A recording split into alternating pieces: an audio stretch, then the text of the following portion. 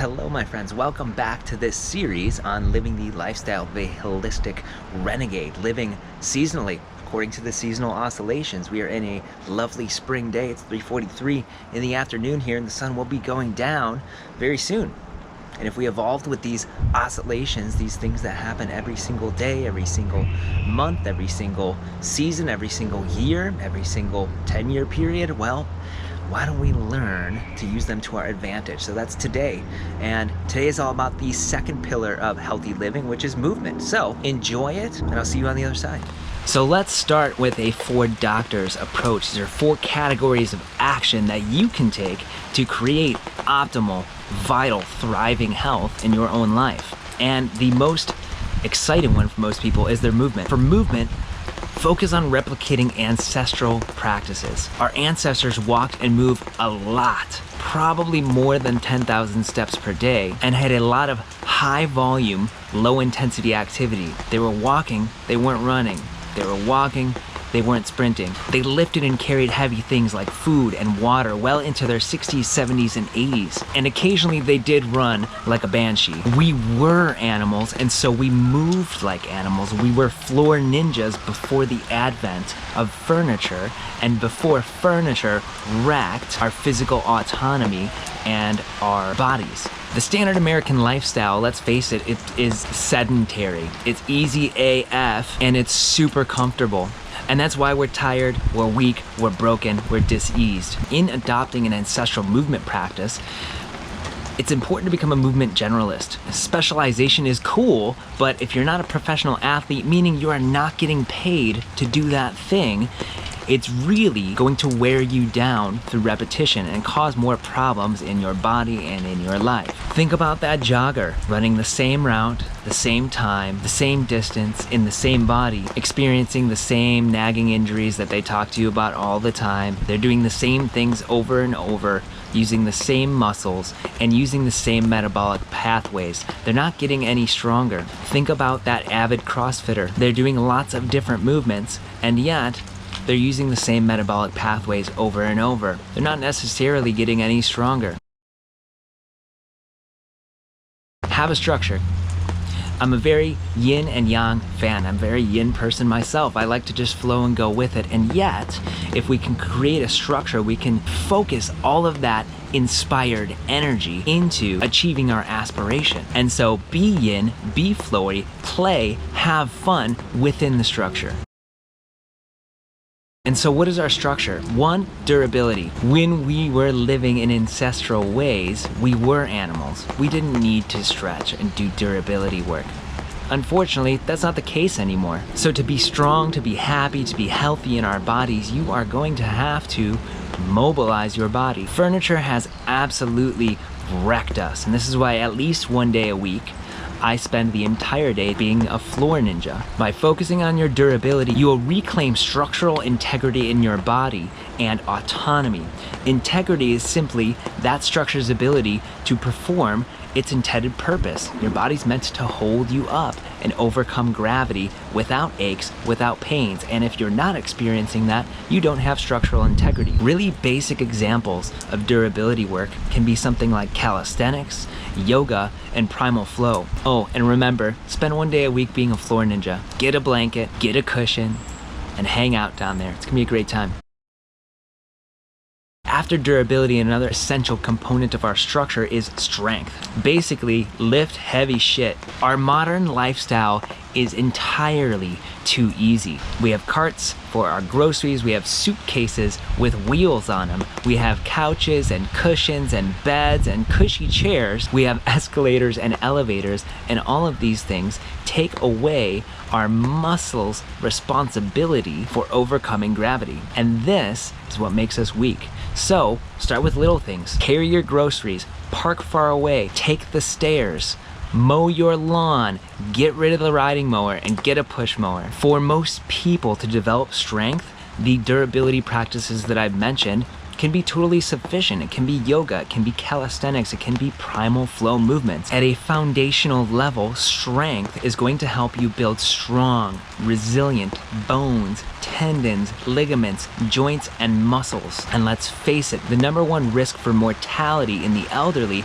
is falls from having little structural integrity with their bones, muscles, and joints. And so if you want a different reality for you, then it's time to take your strength and durability seriously. Build your foundation through practices like calisthenics, yoga, primal flow, and add in weights. Graduate from those body weight movements into barbell, kettlebell, super fun looking, sexy looking movements. 2 times a week is an optimal anchor for strength building, and the amount of time you spend in your strength work will oscillate with each season. At a basic level, challenge your capacity to overcome gravity, and once you can do that in a push-up, a handstand, a squat, a single leg squat, well, add some weight.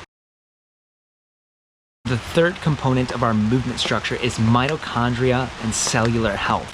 Mitochondria are a little organism that just so decided to evolve with us. They're not an actual human cell, but they live within our cells and they generate energy. They take all of that food that we eat that contains the sun's energy and they convert that into something that we can use for our own energy. And so this is all about your energy systems, your heart, your cardiovascular health, and metabolic flexibility, the ability to transition between burning fat, which is solar fuel, and burning sugar, which is that dirty, nasty, oil-based fuel.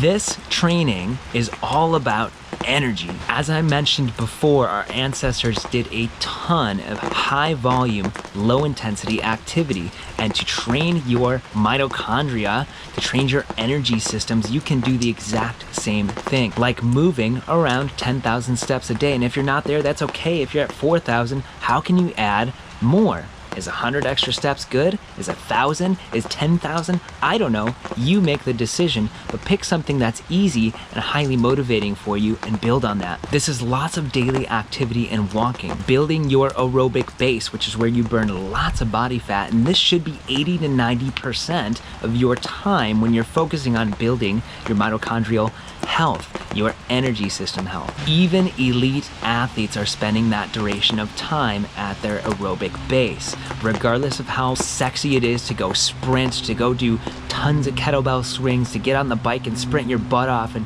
finish the workout absolutely dead, it is not good for you. So, garden, walk, hike, bike, swim, go have fun. Take your kid out of the stroller, carry them, and go for a walk with them. Now, what about the sexy stuff? 10 to 20% of the time, I want you to train like a banshee. I want you to run like hell and sprint. Sprint at max intensity. This could be anything from 30 seconds to a minute to 90 seconds of as hard as you can possibly go.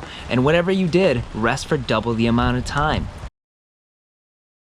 The question is, well, how much of all of this do I do? How much durability work? How much strength work? How much mitochondrial work? And the answer is, it depends. It varies by individual. And there's few things to take into account when we're talking about our movement. One, what's the intensity? A sprint is a high intensity movement. When you're running as hard as you can, that's 100% intensity. If you're standing still, that's 0% intensity. 2, what's the volume? What's the quantity? Are you doing it for 1 hour or 1 minute? 1 hour would be higher volume than 1 minute. If your volume of something is high, the intensity must be lower. If you think that you're an exception to that rule, just ignore my advice. And then when the pain doctor comes to visit, come say hello and I'll help you out anyways. So why the 10,000 step rule? Back in 1960 in Tokyo, people were super jazzed about the Olympics coming. And so the Japanese developed the first commercial pedometer called the Manpo meter. And Manpo, just to let you know, means 10,000 steps. Why 10,000 steps? Well, research revealed that men who burned an extra 2,000 calories each week through exercise had a lower heart and cardiovascular disease risk. Researchers then broke that down to an extra 300 calories of activity every day, and the 10,000 step recommendation was born. There are now over 300 peer-reviewed articles utilizing the Manpo 10,000 step protocol. And they've demonstrated that this practice helps lower blood pressure and improve cardiovascular health. That's your heart, lungs, and blood vessels. It lowered blood sugar and type 2 diabetes risk. And so it's kind of ancestral, kind of not, because we decided that it was a rule in the 1960s, and yet my challenge is for you to move this much anyway. And like I said, if it's not the right place for you to start, you start lower and you baby step your way up to it. how do we leverage seasonal oscillation in our movement practices? And let's start with spring. Spring behind me, it's beautiful, it's turning green, it's raining, and spring is the optimal time to plant seeds. And so as we go into the spring, we plant the seeds of healthy movement and durability, strength, and mitochondrial energy system work. This might look something like 50-50 energy system and strength work with all of your durability work built in. Then as we transition into summer, we water those seeds by adding volume. We add a higher volume of water by adding energy system volume. We move more. This is the time that you get outside, you explore nature, you go for hikes, you ride your bike. Your volume is naturally built in if you follow your internal cues. If we're talking about ratios of cardio to strength, this could be something like 75% energy system work and 25% strength work. Still keep your anchor of 2 days a week of strength training. In the fall, we harvest those seeds that we've been watering all summer. This is time where it's our opportunity to compete, to play, to show off, to run 5, 10Ks, to do a CrossFit competition, to go rock climbing, and to go on a record-setting hike, whether that's 2 miles or 20 miles for you. This is the time to really play and enjoy the fruits of our labor and to say, man, my body looks and functions and feels freaking amazing. As we transition from the peak of summer towards the low, the trough, the valley of winter, this is where our proportion of strength and energy system work comes closer back together. It might be 50-50 energy system and strength work again, always with that baseline of durability. And as we transition into the valley of winter, this is really our time to rest, to recover, and to nourish our body.